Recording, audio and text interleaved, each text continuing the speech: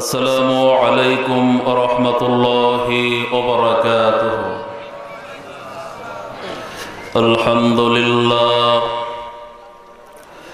আলহামদুলিল্লাহি নাহমাদুহু ওয়া নাস্তাঈনুহু ওয়া নাস্তাগফিরুহু ওয়া নু'মিনু বিহি ওয়া নাতাওয়াক্কালু আলাইহি। নাউযু বিল্লাহি মিন শুরুরি আনফুসিনা ওয়া মিন সাইয়্যাতি আ'মালিনা মান ইয়াহদিহিল্লাহু ফালা মুদিল্লা লাহু ওয়া মান ইউদ্লিল ফালান তাজিদ লাহু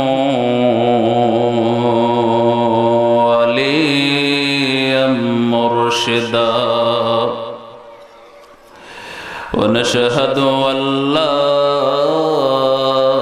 إله إلا الله وحده لا شريك له ونشهد أن سيدنا إمامنا قدوتنا حبيبنا طبيبنا طبيب الراحنا محمد الذي أرسله بالحق بشيرا ونذيرا وداعيا إلى الله بإذنه وسراجا منيرا فقد قال الله تعالى في كلامه المجيد والفرقانه الحميد أعوذ بالله من الشيطان الرجيم بسم الله الرحمن الرحيم إن الله وملائكته يصلون على النبي يا أيها الذين آمنوا صلوا عليه وسلموا تسليما اللهم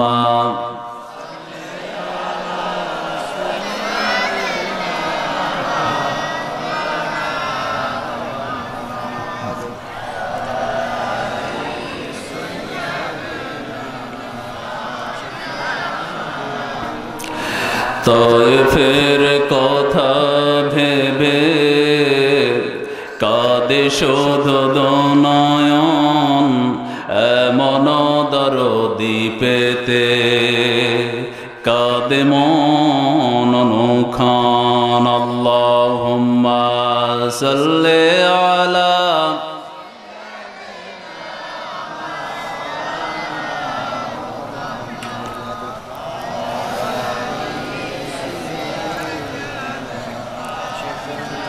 আমরা সেই মহান ইজ্জতুল জালালের লাখ কোটি শুকরিয়া তান আদায় করি যে আল্লাহ রব্বুল ইজ্জত ওয়াল জালাল আজকের বারাইখালী হাই স্কুল ময়দান প্রাঙ্গণে 4 দিন ব্যাপী ঐতিহ্যবাহী তাফসিরুল কোরআন মাহফিলের সমাপনী দিবসে যে আল্লাহ পাক আমাদেরকে এখানে আসার সুযোগ দান করেছেন সেই মহান মনিবের লাখ কোটি শুকরিয়া তান আদায় করে মন প্রাণ উজাড় করে দিয়ে আমরা সকলেই বলছি আলহামদুলিল্লাহ। বিশ্ব মানবতার মুক্তির দিশারি বিশ্ব নবীর প্রতি দরুদ সকলেই বলছি সাল্লাল্লাহু আলাইহি ওয়াসাল্লাম। আজকের মাহফিলের স্বনামধন্য সম্মানিত সভাপতি, আজকের মাহফিলের আলোচনা করেছেন মাওলানা আব্দুল কাইয়ুম সাহেব। আজকের প্রধানতম আকর্ষণ জনাব হযরত মাওলানা জাকির হোসেন জাফরি সাহেব সহ অন্যান্য উলামায়ে কেরাম। ইসলাম প্রিয়, তাওহীদ প্রিয় আমার মুসলমান তাওহীদি ভাইরা, পর্দার আড়ালের আমার সম্মানিতা মা এবং বোনেরা, সকলের প্রতি আমার আন্তরিক সালাম। আসসালামু আলাইকুম ওয়া রাহমাতুল্লাহ। যেহেতু তাফসীরুল কোরআন মাহফিলের আয়োজন করেছে, আমি আপনাদের সম্মুখে নগণ্য আল্লাহর এই গোলাম, গত বছরেও এসেছিলাম, কোরআনুল কারীম থেকে কিছু কথা বলার ইরাদা করেছিলাম। এবছরও আল্লাহ রাব্বুল আলামিন সেই সুদূর চট্টগ্রাম থেকে আজকের দুপুরবেলা খুলনাতে এসেছি, সেখান থেকে এখানে এসেছি। এত কষ্ট করে এসেছি শুধুমাত্র একটি মহব্বতের কারণে, সেটা হলো কোরআনুল কারীমের মহব্বত। কিসের মহব্বত? তো যেহেতু কোরআনুল কারীমের জন্য আমাদের সকল এই তামান্না, এত কষ্ট, এত ত্যাগ, আপনারাও অনেক দূর দূরান্ত থেকে কষ্ট করে এখানে এসেছেন। আল্লাহ রাব্বুল আলামিন যেন আমাদেরকে কোরআনুল কারীমের জন্য কবুল করেন, বলো না আমিন। আর এই জন্য আমি, যেহেতু কোরআনুল কারীমের তাফসীর মাহফিল অনেক কষ্ট করে মাহফিল কর্তৃপক্ষ তারা এই আয়োজন করেছেন, আজকের যারাই এই আয়োজন করেছেন আল্লাহ রাব্বুল আলামিন তাদেরকে কোরআনুল কারীমের খাদেম বানিয়ে দেন, বলো না আমিন। ভূমিকায় সময় দীর্ঘায়িত না দিয়ে আমি মহাগ্রন্থ কোরআনুল কারীমের আলোচনা করার জন্য ইরাদা করেছি। যেহেতু কোরআনুল কারীমের আলোচনা হবে, এখানে কোনো মানুষের কিচ্ছা কাহিনী বলার জায়গা তাফসীরুল কোরআন কারীম মাহফিল নয়। এখানে কোরআনুল কারীমের হক হলো এখানে কোরআন দিয়ে আলোচনা করতে হবে, যেহেতু তাফসীর। কিন্তু বাংলার দেশে বিভিন্ন প্রান্তে দেখা যায় কোনো মানুষের, কোনো খাজা বাবা, গাজা বাবা, কোনো ব্যক্তির কিচ্ছা কাহিনী বলে তাফসীরুল কোরআন মাহফিলকে খতম করা হয়। এই জন্য যেহেতু ইরাদা করেছি কোরআনুল কারীম দিয়ে কথা হবে, কোরআনুল কারীমের আলোচনা চলাকালীন সময় আপনারা কোরআনুল কারীমের ইজ্জতে, কোরআনুল কারীমের মহব্বতে কারা কারা আলোচনা শেষ পর্যন্ত থাকতে পারবেন, হাত তুলে ওয়াদা করুন। আল্লাহ রাব্বুল আলামিন যেন আমাদেরকে কোরআনুল কারীমের জন্য কবুল করেন, বলো না আমিন। হাত নামান। আল্লাহ রাব্বুল আলামিন আমাদেরকে এই যে সুন্দর জায়গা দান করেছেন, আমাদের জন্য এত নাজ নেয়ামত দিলেন, ওই আল্লাহ রাব্বুল আলামিন এত সুন্দর করে সৃষ্টি করলেন। মানুষদেরকে এমনি এমনি তামাশা করে সৃষ্টি করা হয় নাই। হাসি তামাশা করে দুনিয়ার বুকে কাটিয়ে দিলে চলবে না। আল্লাহ রাব্বুল আলামিন মানুষকে তৈরি করেছেন, আকল দিয়েছেন, বিবেক দিয়েছেন, বুদ্ধি দিয়েছেন। এই মানুষদেরকে আল্লাহ রাব্বুল আলামিন পথ নির্দেশিকা হিসাবে কোরআনুল কারীমকে মানুষের জন্য দান করেছেন। কাদের জন্য দান করেছেন? মানুষের জন্য। এই জন্য মানুষের মন গড়া কোনো মতবাদ দিয়ে সমাজ চলে না, দেশ চলে না, জাতি চলে না, মানুষ চলতে পারে না। এই জন্য স্বয়ং আল্লাহ রাব্বুল আলামিন কোরআনুল কারীমকে সংবিধান হিসেবে মানুষের জন্য দান করলেন। এই বিশ্বের বুকে যদি আমরা তাকাই, সারা বিশ্বের বুকে একটি কুকুর আর একটি কুকুরের আইন মানে না, একটি বিড়াল আর একটি বিড়ালের আইন মানে না, একটি হিংস্র জন্তু তারাও আরেকটি হিংস্র প্রাণীর আইন মানে না। অতএব মানুষ হয়ে কি করে মানুষের আইন মানতে পারে? আল্লাহ রাব্বুল আলামিন মানবতাকে তৈরি করেছেন, অবশ্যই তাদেরকে চলে আসতে হবে কোরআনুল কারীমের পথে। কোন পথে? কে বলেছেন? আল্লাহ রাব্বুল আলামিন বলেছেন। আল্লাহ রাব্বুল আলামিন কোরআনুল কারীমের ভিতরে এমন কোন জায়গা নাই যেখানে কোরআনুল কারীমের ভিতরে মানুষের সব পাই পাই করে বিধানগুলা বলে দেন নাই। কোরআনুল কারীমের ভিতরে সবগুলো খুলে খুলে বর্ণনা করে দিয়েছেন কে? এই আল্লাহ রাব্বুল আলামিন কোরআনুল কারীমের ভিতরে আল্লাহ রাব্বুল আলামিন বলেন, আল্লাযীনা ইম্মাক্কান্নাহুম ফিল আরদি আকামুস সালাত ওয়া আতাউয যাকাতা ওয়া আমারু বিল মা'রুফি ওয়া নাহাউ আনিল মুনকার। আল্লাহ রাব্বুল আলামিন কোরআনুল কারীমের ভিতরে বলেন, কোরআনুল কারীমের ভিতরে সূরা হজ 17 নম্বর পারার 22 নম্বর সূরার 41 নম্বর আয়াতের 5 নম্বর রুকুর 7 নম্বর লাইনের 338 নম্বর পৃষ্ঠার ভিতরে আল্লাহ রাব্বুল আলামিন বলেন, আল্লাযীনা ইম্মাক্কান্নাহুম ফিল আরদি আকামুস সালাম। যখন কোন মুমিন কোরআন প্রিয় লোক যখন কোন ক্ষমতা পায়, কোরআন প্রিয় লোক যখন তারা তাদের শক্তি প্রয়োগ করতে পারে, তখন তারা 4 দফা কাজ করে। কয় দফা? কে বলেছেন? আল্লাহ রাব্বুল আলামিন বলেন, আল্লাযীনা ইম্মাক্কান্নাহুম ফিল আরদি আকামুস সালাত। 1 নম্বরে তারা দেশের ভিতরে নামাজ কায়েম করে দিবে। 1 নম্বরে কি করবে? 1 নম্বরে দেশের ভিতরে তারা নামাজ কায়েম করে দিবে। এবার দেখুন, দেশের ভিতরে যদি নামাজ কায়েম হয়ে যায়, ওই দেশের ভিতরে চুরি আর ঘুষ কি থাকতে পারে? দেশের ভিতরে যদি সংসদের ভিতরে নামাজ কায়েম হয়ে যায়, সংসদের ভিতরে কোরআন বিরোধী কোন আইন পাস হতে পারে না। যদি আইন আদালতে ওসি সাহেব ডিসি সাহেব যদি নামাজি হয়ে যায়, তাহলে আইন আদালতে আর ঘুষ চলে না। এই জন্য আল্লাহ রাব্বুল আলামিন কোরআনুল কারীমের ভিতরে বলেছেন, আল্লাযীনা ইম্মাক্কান্নাহুম ফিল আরদি আকামুস সালাহ। 1 নম্বরে তারা নামাজ কায়েম করবে। 1 নম্বরে কি করবে? 2 নম্বরে ওয়া আতাউয যাকাত। 2 নম্বরে যাকাত ভিত্তিক অর্থনীতি চালু করে দিবে। 2 নম্বরে কি করবে? যাকাত ভিত্তিক অর্থনীতি চালু করে দিবে। যদি যাকাত ভিত্তিক অর্থনীতি চালু হয়ে যায়, খোলাফায়ে রাশিদিন যেই নীতি চালু করেছিল, দেশের বুকে কোনো যাকাত খাওয়ার মতো লোক খুঁজে পাওয়া যায় নাই। যদি যাকাত ভিত্তিক অর্থনীতি চালু হয়ে যায়, ওই দেশের ভিতরে পুঁজিবাদী অর্থনীতি আর থাকতে পারে না। এই জন্য আল্লাহ রাব্বুল আলামিন গরিবদের জন্য সুযোগ দান করেছেন। ধনীদের সব সম্পদের ভিতরে আল্লাহ রাব্বুল আলামিন গরিবদের হক রেখে দিয়েছেন কে? এবার আল্লাহ রাব্বুল আলামিন কোরআনুল কারীমের ভিতরে বলেন, ওয়া'মারু বিল মা'রুফি ওয়া নাহাউ আনিল মুনকার। এরপরে তারা কি করবে? 3 নম্বরে যে কাজটি করবে, তারা দেশের ভিতরে ভালো ভালো কাজগুলোকে আইন বানিয়ে দিয়ে মানুষদেরকে অর্ডার করবে ভালো কাজ করার জন্য। কি কাজ করার জন্য? ওয়া'মারু বিল মা'রুফি ওয়া নাহাউ আনিল মুনকার।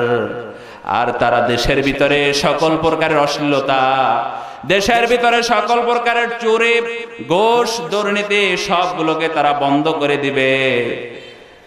আল্লাহ রাব্বুল আলামিন এই জন্যই কোরআনুল কারীমের ভিতরে সব কথাগুলো বলে দিয়েছেন। আজকের যদি আরাকানের বুকে, সেই আরাকানের বুকে মুসলমানেরা যদি 80% ক্ষমতায় ছিল, আরাকানের মুসলমানেরা ওরা যদি কোরআনুল কারীমের বিধানকে মেনে চলতে পারতো, আল্লাহ রাব্বুল আলামিন তাদের জন্য রহমত নাজিল করতো।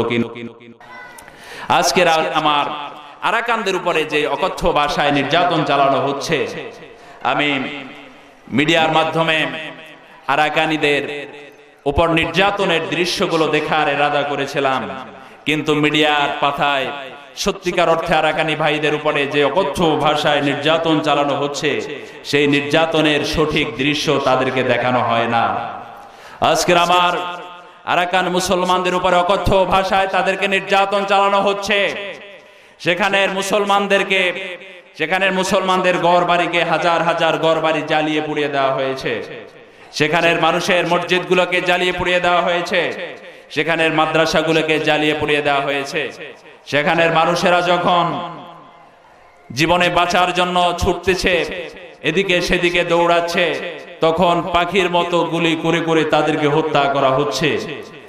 এই পৃথিবীর বুকে কোনো হিংস্র প্রাণী, কোনো হিংস্র জন্তুর উপরে ভাবে অকথ্য ভাষায় নির্যাতন করা হয় না, যেমন নির্যাতন করা হচ্ছে আমার আরাকান মুসলমানদের উপরে, ঠিক কিনা? আজকের আমার আরাকান মুসলমানদেরকে অপরাধ ছিল, আজকের আমার আরাকান মুসলমানদেরকে অপরাধ ছিল। সেখানের মুসলমানদেরকে ধরে ধরে গুলি করে করে হত্যা করা হচ্ছে। আমার আরাকান মুসলমানদের সেখানে শিশুদেরকে ধরে ধরে আগুনের কুণ্ডালের উপরে নিক্ষেপ করে করে হত্যা করা হচ্ছে। আমার আরাকান মুসলমানদের সেখানে জীবন্ত মানুষের শরীর থেকে চামড়াকে তুলে নেওয়া হয়েছে। আমার আরাকান মুসলমানদের সেখানে মা বোনদের ইজ্জতকে লুণ্ঠন করা হয়েছে। আমার আরাকান মুসলমানদের সেখানে বক্ষকে ছিঁড়ে কলিজাকে বের করে নেওয়া হয়েছে। আমার আরাকান মুসলমানদের উপর অকথ্য ভাষায় নির্যাতন চালানো হচ্ছে। এই জন্য আর কোন প্রকারের দলাদলি নয়, আর কোন প্রকারের রেশারেশি নয়। মুসলমানদেরকে একমাত্র কোরআনুল কারীমের ডাকে সাড়া দিয়ে, কোরআনুল কারীমের ডাকে আহ্বানের সাড়া দিয়ে একত্রতা ঘোষণা করে বাতিলের বিরুদ্ধে সংগ্রাম করার জন্য কারা কারা রাজি আছেন হাত তুলে আল্লাহকে দেখান। আল্লাহ রাব্বুল আলামিন আমাদের এই হাতগুলোকে কবুল করুন, বলুন আমিন। আজকের আরাকান, আমার আরাকান, সেখানে আরাকান শব্দটি হলো রোহান নগরী। রোহানে যারাই বসবাস করত তাদেরকে রোহিঙ্গা বলা হয়। আমার এই রোহিঙ্গা সেখানে মুসলমানদের সংখ্যা ছিল 80%। সমৃদ্ধশালী উন্নত মানের একটি মুসলিম দেশ সেটি ছিল। 700 শতাব্দীতে খলিফা হারুন আর রশিদের সময় সেখানে ইসলাম প্রবেশ করেছে। 1400 শতাব্দী থেকে 1784 সাল পর্যন্ত শত শত বছর ধরে সেটি একটি ইসলামী রাষ্ট্র, সমৃদ্ধশালী একটি মুসলিম রাষ্ট্র সেটি ছিল। কিন্তু আজকের সেখানের মানুষেরা যখন সংখ্যাগরিষ্ঠ থাকার পরে মুসলমানরা যখন কোরআনুল কারীমের বিধানকে মেনে নিতে পারে নাই, একমাত্র কোরআনুল কারীমকে তাদের মানদণ্ড হিসেবে গ্রহণ করতে পারে নাই, আজকের আরাকান মুসলমানদের উপরে অকথ্য নির্যাতন শুরু হয়ে গিয়েছে। বাতিলেরা সুযোগ পেয়েছে। আজকের আমার মুসলমানদের প্রথম কিবলা বাইতুল মুকাদ্দাস, সেখানে মুসলমানেরা নামাজ পড়তে পারে না। সেখানে মুসলমানেরা নামাজ পড়তে গেলে তাদেরকে জ্বালিয়ে পুড়িয়ে তাদেরকে মেরে ফেলা হচ্ছে। আমার ভারতের পার্শ্ববর্তী দেশ ভারতে সেখানে মুসলমানেরা গরুর গোশত ভক্ষণ করলে পরে তাদের মুখে সেলাই করে দেওয়া হচ্ছে। এই যেহেতু তাম বিশ্বের মুসলমানদের অবস্থা, আজকের আমরা মুসলমানেরা দলাদলি রেশারেশি বিভিন্ন দলে বিভক্ত হয়ে গিয়েছি, কোরআনুল কারীম থেকে দূরে সরে গিয়ে, ঠিক কিনা? এই জন্য আমাদেরকে সকল প্রকারের দলাদলি ছেড়ে দিয়ে কোরআনুল কারীমের কাছে চলে আসতে হবে। কার কাছে চলে আসতে হবে? কোরআনুল কারীমের কাছে আমাদেরকে চলে আসতে হবে। আমার দেশের আওয়ামী লীগ, আমার দেশের বিএনপি, জামাত ইসলাম, তাবলিগ, হেফাজত, চরমনাই, সারসিনা সবগুলো মুসলমান। সবগুলো কি মুসলমান? আজকের মুসলমান হওয়ার পরে আমরা যেভাবে নিজেরা শুরু করে দিয়েছি, এর থেকে অন্য কোন অমুসলিম শক্তি, কোন কুফরি শক্তি এর থেকে সুযোগকে তারা হাতে নিয়ে মুসলমানদের উপরে নির্যাতনের স্টিম রোলার চালাতে পারে কি পারে না? বাংলার মুসলমানদেরকে জেনে রাখা দরকার, আরাকানের বুকে যখন নির্যাতন চালানো হয়েছে সেখানের মুসলমানেরা কিছু সংখ্যক চীনে আশ্রয় পেয়েছে, কিছু সংখ্যক বাংলাদেশেও আশ্রয় পেয়েছে। কিন্তু বাংলাদেশে যেই দিন অমুসলিম কর্তৃক কোন কুফরি শক্তি কর্তৃক এই হামলা শুরু হয়ে যাবে, সেদিন বাংলার মুসলমানদেরকে একমাত্র বঙ্গোপসাগরে আত্মহুতি দেয়া ছাড়া দ্বিতীয় কোনো রাস্তা সেদিন আর থাকবে না, ঠিক কিনা বলেন? এই জন্য সকল প্রকারের রেশারেশি, সকল প্রকারের সেলসেলা, সকল প্রকারের তরিকা, সকল প্রকারের দলাদলি সব কিছুকে ভুলে গিয়ে একমাত্র কোরআনুল কারীমকে মেনে নিতে হবে। কি কে মেনে নিতে হবে? কোরআনুল কারীমকে মেনে নিতে হবে। আল্লাহ রাব্বুল আলামিন কোরআনুল কারীমের ভিতরে এই জন্যই সবগুলো স্পষ্ট করে বর্ণনা করে দিয়েছেন। কোরআনুল কারীমের ভিতরে এমন কোনো কথা গোপন রাখেন নাই, সব কথাগুলো পাই টু পাই বর্ণনা করে দিয়েছেন। আল্লাহ রাব্বুল আলামিন কোরআনুল কারীমের ভিতরে বলেছেন, ইন্নাল মুলুকা ইযা দাখালু ক্বরিয়াতান নাফসাদুহা ওয়া জাআলু আইজ্জাতা আহলিহা আযিল্লা। কোরআনুল কারীমের ভিতরে সূরা নামল 19 নম্বর পারার 27 নম্বর সূরার 34 নম্বর আয়াতের 3 নম্বর রুকুর 380 নম্বর পৃষ্ঠার 8 নম্বর লাইনে আল্লাহ রাব্বুল আলামিন বলেন, ইন্নাল মুলুকা, যখন কোন দেশের উপরে এভাবে কোন মুসলিম শক্তি, কোন কুফরি শক্তি ক্ষমতায় আসে, তখন তারা দুই শ্রেণীর কাজ করে। কয় শ্রেণীর কাজ? আল্লাহ রাব্বুল আলামিন বলেন, এরা তখন দেশের ভিতরে সন্ত্রাসী সৃষ্টি করে, আমার আরাকান মুসলমানদেরকে, নিরপরাধ মানুষগুলোকে তারা নির্যাতন করতেছে, করে করে তাদেরকে মেরে ফেলা হচ্ছে। আল্লাহ রাব্বুল আলামিন এরপরে বলেন, এক নম্বরে দেশের বুকে তারা নির্যাতন শুরু করে দিবে, সন্ত্রাসী ভাবে তারা কাজ শুরু করে দিবে। দুই নম্বরে যে কাজটি করবে, সেই দেশের মানুষদেরকে, সম্মানিত মানুষগুলোকে তারা নির্যাতন করবে। এরপর আল্লাহ রাব্বুল আলামিন কোরআনুল কারীমের ভিতরে বলেন, যখন কোন ফিরাউনের উত্তরসূরি আসবে তখন তারাও কি কি কাজ করবে, কোরআনুল কারীমের ভিতরে সে কথাও বলে দিয়েছেন। ওই আল্লাহ রাব্বুল আলামিন বলেন, ইন্না ফিরআউনা আলা ফিল আরদি ওয়া জাআলা আহলাহা শিয়াআ ইয়াস্তাদিফু তাইফাতাম মিনহুম ইউজাব্বিহু আবনাআহুম ওয়া ইয়াস্তাহি নিসাআহুম। আল্লাহ রাব্বুল আলামিন কোরআনুল কারীমের ভিতরে সূরা কাসাস 20 নম্বর পারার 28 নম্বর সূরা,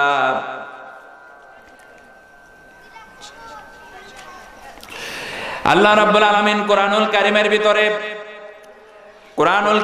আল্লাহ রাব্বুল আলামিন বলে দিয়েছেন, সূরা কাসাসের 20 নম্বর পারা 28 নম্বর সূরা 4 নম্বর আয়াতের 1 নম্বর লাইনের 1 নম্বর রুকুর 386 নম্বর পৃষ্ঠার ভিতরে, যখন কোন ফিরাউনের উত্তরসূরি ক্ষমতায় বসবে তখন তারা 4 দফা কাজ করবে। কয় দফা? আল্লাহ রাব্বুল আলামিন কোরআনুল কারীমের ভিতরে বলেন, ইন্না ফিরআউনা আলা ফিল আরদি ওয়া জাআলা আহলাহা শিয়াআ ইয়াস্তাদিফু তাইফাতাম মিনহুম। যখন কোন দেশের বুকে ফিরআউনের উত্তরসূরি ক্ষমতায় আসে, এক নম্বরে দেশের বুকে মানুষগুলোকে তারা বিভিন্ন দলে বিভক্ত করে দিয়ে তাইফাতাম মিনহুম, একটি দলকে ধরে ধরে নির্যাতন করে করে তারা সাইজ করে দুর্বল করে রাখে। ওয়াস্তাহি নিসাআহুম ইউজাব্বিহু আবনাহুম, দেশের ভিতর থেকে তারা পুরুষ লোকদের মৃত্যুদণ্ড কার্যকর করে। ওয়াস্তাহি নিসাআহুম, তারা নারীদেরকে অবকাশ প্রদান করে। আল্লাহ রাব্বুল আলামিন এই সকল লোকদের পরিচয় তুলে ধরেছেন। ইন্নাহু, এদের পরিচয় বলেছেন এরা হলো মুফসিদিন, এরা হলো সন্ত্রাসীদের লিডার। কে বলেছেন? আল্লাহ রাব্বুল আলামিন কোরআনুল কারীমের ভিতরে বলেন, কাইফা তাকফুরুনা বিল্লাহ। কোরআনুল কারীমের ভিতরে সূরা বাকারা 1 নম্বর পারার 2 নম্বর সূরা, সূরা বাকারার ভিতরে আল্লাহ রাব্বুল আলামিন বলেন, কি করে দেয়ার ইজ নো গড বলো, কি করে দেয়ার ইজ নো গড বলো, কি করে বলো আল্লাহ নাই, পরকাল নাই। ওয়া আতাদনা লিমান কাজ্জাবা বিসাতি সাইরা, কি করে বলো পরকাল বলতে কিচ্ছু নাই, কি করে বলো দেয়ার ইজ নো গড, আল্লাহ বলতে কিচ্ছু নাই, কি করে এই কথা বলো। আল্লাহ রাব্বুল আলামিন এরপরে বলেছেন, যারা এই সব কথা বলে এদের পরিচয় কোথায় বলে দিয়েছেন? কোথায় বলে দিয়েছেন? কোরআনুল কারীমের ভিতরে সবকিছু পুঙ্খানুপুঙ্খানুভাবে আল্লাহ রাব্বুল আলামিন স্পষ্ট করে বলে দিয়েছেন। আল্লাহ রাব্বুল আলামিন বলেন, ওয়াল্লাযীনা কাফারু বিআয়াতিনা উলাইকা আসহাবুল মাশআমা, যারা আমার দেয়া আয়াতকে, আমার দেয়া বিধানকে যারা অস্বীকার করেছে, আমার দেয়া দিনকে, আমার দেয়া ইসলামকে, কোরআনুল কারীমের বিধানকে যারা মানে নাই, এই সকল লোকদেরকে আল্লাহ বলেছেন মাশআমা। এই সকল লোক কি? মাশআমা। মাশআমা শব্দের অর্থ হলো বামপন্থী। আল্লাহ রাব্বুল আলামিন কোরআনুল কারীমের ভিতরে এদের পরিচয় তুলে ধরেছেন। কোরআনুল কারীমের ভিতরে সূরা বালাদ 30 নম্বর পারা 90 নম্বর সূরা 20 নম্বর আয়াতের 10 নম্বর লাইনের 1 নম্বর রুকুর 601 নম্বর পৃষ্ঠা আল্লাহ রাব্বুল আলামিন বলেছেন, ওয়াল্লাযীনা কাফারু বিআয়াতিনা উলাইকা আসহাবুল মাশআমা, যেই সকল লোকেরা আমার বিধান মানে না, আমার আয়াত মানে না, আমার নিদর্শন মানে না, আমার ইসলামকে সহ্য করতে পারে না, এই সকল লোকদের পরিচয় কোরআনুল কারীমের ভিতরে আল্লাহ রাব্বুল আলামিন এদেরকে বলেছেন এরা বামপন্থী। এরা কারা? আজকের কি দেখেছেন কোন মুসলমানরা বামপন্থী বলে দাবি করেছে? আজকে সারা বিশ্বের বুকে ইহুদি, খ্রিস্টান, নাসারা, নাস্তিক, মুরতাদ, মুনাফিক সব ঐক্যবদ্ধ ইসলামের বিরুদ্ধে। তারা বলে আমরা বামপন্থী। কি পন্থী?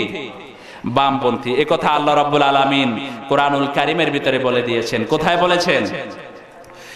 এরপরে আল্লাহ রাব্বুল আলামিন এদের পরিচয় তুলে ধরেছেন। এই সকল লোকেরা কি কাজ করবে? এই সকল লোকেরা যখন নিজেদের পরিচয় দেয় বামপন্থী, আর এদের কাজ হলো আমার মুসলমান, আমার মোমেন পুরুষ, আমার মোমেন নারীদেরকে ধরে ধরে এরা নির্যাতন করবে, আমার দেয়া নেয়ামতের অস্বীকার তারা করবে। কি করবে? কে বলেছেন? আল্লাহ রাব্বুল আলামিন বলেন, ইন্নাল্লাযীনা ফাতানুল মুমিনিনা ওয়াল মুমিনাত সুম্মা লাম ইয়াতুবু ফালাহুম আযাবু জাহান্নাম ওয়া লাহুম আযাবুন হারিক। এই সকল লোকেরা আমার মোমেন বান্দা আর মোমেন বান্দীদেরকে ধরে ধরে নির্যাতন করবে, তাদেরকে ধরে ধরে সাইজ করবে। কে বলেছেন? আল্লাহ রাব্বুল আলামিন বলেছেন। এদের পরিচয় তুলে ধরেছেন আল্লাহ রাব্বুল আলামিন। তাদের জন্য দান করবেন জাহান্নামের সব থেকে ভয়াবহ জায়গা, সব থেকে কঠিন জায়গা তাদের জন্য নির্ধারণ করে দিয়েছেন কে?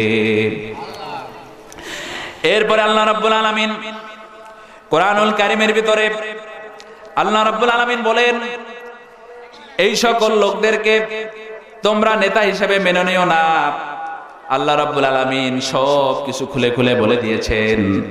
ক্বালু আইনামা তাদউনা মিন দুনিল্লাহ, আমি আল্লাহকে বাদ দিয়ে যাদেরকে তোমরা ডাকতে, আমি আল্লাহকে বাদ দিয়ে যেই সকল মানুষের কথাগুলো তোমরা শুনতে, মানুষ ডাক দিয়েছে আর তোমরা চলে গিয়েছো, আলেম ডাক দিয়েছে, কোরআনুল কারীমের সাথে সেই ডাক ছিল কিনা তোমরা তাকাও নাই।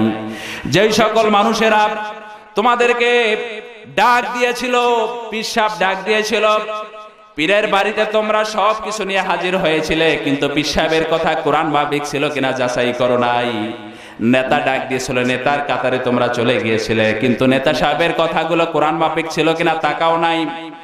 এই কাজ যারা করেছো আল্লাহ রাব্বুল আলামিন এই জন্যই বলে দিয়েছেন, ক্বালু আইনামা কুনতুম তাদউনা মিন দুনিল্লাহ, আমি আল্লাহকে বাদ দিয়ে যাদেরকে তোমরা ডাকতে, যাদের আইন মদত কায়েম করার জন্য তোমরা দৌড়াতে, ওই সকল নেতাগুলা কই, ওই সকল আমিরগুলা কই, ওই সকল লোকগুলা কোথায়? এরপরে আল্লাহ রাব্বুল আলামিন এই মুসিবতের দিনে নেতার কর্মীদেরকে আল্লাহ রাব্বুল আলামিন দাঁড় করাবেন। কাদেরকে দাঁড় করাবেন? নেতা আর কর্মীদেরকে। নেতা আর কর্মীদেরকে আল্লাহ রাব্বুল আলামিন একত্র করবেন।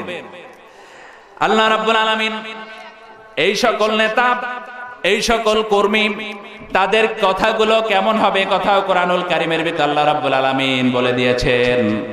আল্লাহ রাব্বুল আলামিন বলেছেন, فقال الضعفاء للذين استكبروا إنا كنا لكم تبعا فهل أنتم مغنون عنا من عذاب الله من شيء। অনুসারীরা নেতাদেরকে বলবে, আমরা তো তোমাদের কথা মতো, তোমাদের কথা অনুযায়ী আমরা পথ চলেছিলাম, তোমরা ডাক দিয়েছিলে, আমরা চলে গিয়েছিলাম, আর তোমাদের কথা অনুযায়ী তো আজকের এই জাহান্নামে এসেছি। তোমরা কি পারো আমাদেরকে আজকের এই জাহান্নামের আযাব থেকে কিছু আযাব কমিয়ে দিতে? কি করতে? কিছু আযাব কমিয়ে দিতে। এমন কথা বলার পরে ওই সকল নেতারা এ সময় কি বলবে? আল্লাহ রাব্বুল আলামিন সে কথাও কোরআনুল কারীমের ভিতরে স্পষ্ট করে বলে দিয়েছেন। ওই সকল নেতারা সে তখন বলবে, ক্বালু লাউ হাদানাল্লাহি লাহাদাইনাকুম সাওয়াউন আলাইনা, আমরা হেদায়েত প্রাপ্তদের সাথে ছিলাম না, আমরা নিজেরা হেদায়েত প্রাপ্ত ছিলাম না, আর আমরা কি করে তোমাদেরকে হেদায়েত দান করব? আজকের তোমাদের অবস্থা আর আমাদের অবস্থা একেবারেই সমান সমান। নেতার কর্মীদের অবস্থা কি হবে? সমান সমান হবে। কারণ যেই সকল লোকেরা ডেকেছিল তাদের ভিতরে যদি কোরআনুল কারীমের জ্ঞান না থাকে, কোরআনুল কারীম যদি তাদের ভিতরে না থাকে, যে পীর সাহেব হোক, কোন আলেম হোক, যেই হোক না কেন, তার কথাগুলো কোরআন মাফিক যদি না হয়, তাহলে কি করে মানুষদেরকে তিনি নাজাতের পথ দেখাবেন? সম্ভব? আল্লাহ রাব্বুল আলামিন তাদের কথাগুলো সব কোট করে বলে দিয়েছেন।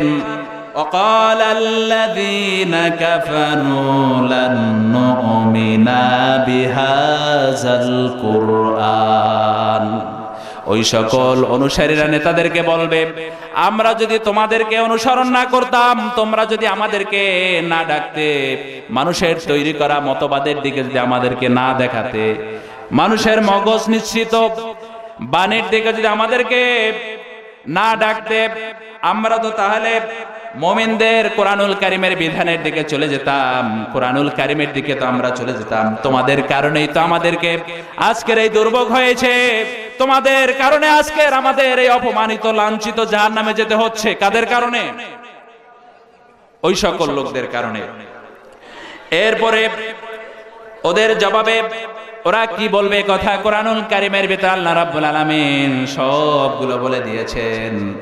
এরপরে বলবে ইয়াকুলুল্লাযীনা ইসতুদঈফু লিল্লাযীনা ইসতাকবারু লাউলা আনতুম লাকুন্না মুমিনিন। আজকের যদি নেতাদেরকে না মেনে আমরা যদি নেতাদের পথে না চলতাম, তাহলে আমরা মুমিন হয়ে যেতাম। কি হয়ে যেতাম? আমরা মুমিন হয়ে যেতাম। এই কথার জবাবে ওই সকল নেতারা কি বলবে সে কথাও আল্লাহ রাব্বুল আলামিন বলে দিয়েছেন। কে বলে দিয়েছেন? আল্লাহ রাব্বুল আলামিন বলেছেন, আকালাল্লাযীনা ইসতাকবারু লিল্লাযীনা ইসতুদঈফু আনাহনু সাদাদনাকুম আনিল হুদা বাদা ইয জাআকুম বাল কুনতুম মুজরিমিন।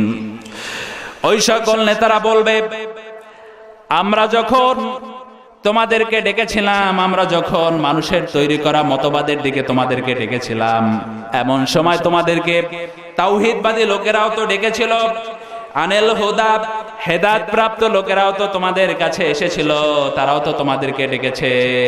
তোমরা কেন আমাদের পথে আসলা? তাওহীদের পথে কেন তোমরা গেলা না? দোষ তো তোমাদের, মুজরিম তো তোমরা। বাল কুনতুম মুজরিমিন, তোমরাই তো মুজরিমের দল। কারা বলবে? যেই সকল লোকদের ডাকে, সে আলেম হোক, পীর সাহেব হোক, নেতা হোক, ওই সকল নেতা যদি কোরআনুল কারীমের জ্ঞান যদি তার পথে না থাকে, একজন আলেম এখান থেকে চিৎকার করে ডাকবে, আমি এখানে বসে কথা বলতেছি, আপনাদেরকে আমিও একটা পথে ডাকতেছি, সেই পথটার নাম কি? সিরাতাল মুস্তাকিম, কোরআনুল কারীমের পথ। এখন দেখা গেল অনেকে ডাকবে অমুক দরবারে। কোথায় ডাকবে? আমার দরবারে পীরের মুরিদ যদি আপনি হয়ে যান, সেখানে আপনি অনেক কিছু আপনি পাবেন। এমন ডাক দেয় কি দেয় না? অমুক দরবারে যদি আপনি গরু মানত করেন, আপনার বাবা আপনার জন্য অনেক কিছু নাজ নেয়ামত দিবেন। বলেন নাউজুবিল্লাহ। আজকের আমার দেশে এমন খারাপিয়াত ঢুকে গিয়েছে। মনে করুন আপনি নামাজ পড়েন, রোজা রাখেন, সবকিছু আপনি করেন, এরপরে যদি আপনি শুধুমাত্র একটু শিরিক করলেন, কি করলেন? শিরিক করলেন, আপনার সকল ইবাদত বরবাদ হয়ে যাবে। কি হয়ে যাবে? বরবাদ হয়ে যাবে। এই জন্য শিরিক মিশ্রিত ইবাদত করা যাবে না, একমাত্র আল্লাহ রাব্বুল আলামিনের ইবাদত করতে হবে। কার ইবাদত করতে হবে? আল্লাহ রাব্বুল আলামিনের ইবাদত করতে হবে। আজকের মানুষ বিভিন্ন দরবারে চলে যায়, মানুষের কাছে চলে যায়, মানুষ আকল দিয়ে চিন্তা করে না, বিবেক দিয়ে তারা বিবেককে কাজে লাগায় না, যে ডাকলো খাজা বাবা, অমুক ভণ্ড বাবা, অমুক দরবারে, অমুক সিলসিলা তরিকায়, কিন্তু সেখানে কোরআনুল কারীমের আলোকে সে ডাক দিচ্ছে কিনা, মানুষ এতটুকু যাচাই এখন আর করে না। এরপরে আল্লাহ রাব্বুল আলামিন ওদের কথাগুলো সবকিছুকে পাই টু পাই কোরআনুল কারীমের ভিতরে বর্ণনা করে দিয়েছেন। আল্লাহ রাব্বুল আলামিন বলেছেন, ওয়াকালাল্লাযীনা ইসতাদঈফু লিল্লাযীনা ইসতাকবারু বাল মাকরুল লাইলি ওয়ান নাহারি ইয তা'মুরুনানা আন নাকফুরা বিল্লাহ। আল্লাহ রাব্বুল আলামিন ওদের সকল কথাগুলোকে কোরআনুল কারীমের ভিতরে আল্লাহ রাব্বুল আলামিন বলে দিয়েছেন। ওই সকল অনুসারীরা কি বলবে? আকালাল্লাযীনা ইসতাদঈফু লিল্লাযীনা ইসতাকবারু, ওই সকল অনুসারীরা নেতাদেরকে বলবে, তোমরা আমাদেরকে ডাক দিয়েছিলে আর আমরা তো তোমাদের কাছেই তো গিয়েছিলাম, তোমরা কি করেছিলে? মাকরুল লাইলে, ষড়যন্ত্র এঁটেছিলে রাতের বেলায়। ষড়যন্ত্র কখন করেছিলে? রাতের বেলায় ষড়যন্ত্র করেছিলে। আর ইস্তামুরুনা ওয়ান নাহারি ইস্তামুরুনা আন নাকফুরা বিল্লাহ, আর দিনের বেলায় অর্ডার করেছিলে আল্লাহর জমিন থেকে কোরআনুল কারীমকে ঠেকাও। কি বলেছিলে? ওয়ান নাহার মানে দিনের বেলা, ইস্তামুরুনা আমাদেরকে আদেশ করেছিলে আন নাকফুরা বিল্লাহ, আল্লাহর বিধানকে অস্বীকার করো। যেখানে কোরআনুল কারীমের আলোচনা হয়, কোরআনুল কারীমের আলোচনা ঠেকাও। কে বলেছেন? আল্লাহ রাব্বুল আলামিন কোরআনুল কারীমের ভিতরে বলে দিয়েছেন। এরপরে ওরা বলবে, অনুসারীরা নেতাদেরকে বলবে, রব্বানা আতিহিম দিআফাতাইনি মিনাল আযাব। ও আল্লাহ, এই সকল